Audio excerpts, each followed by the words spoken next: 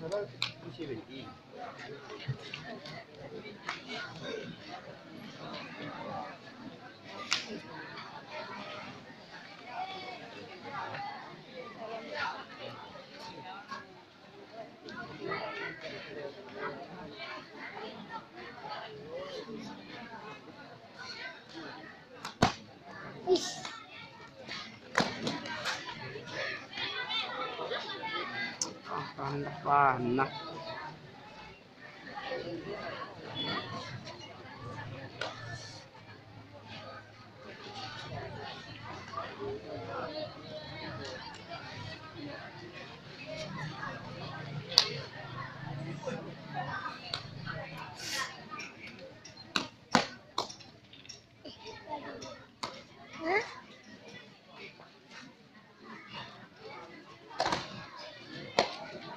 Up.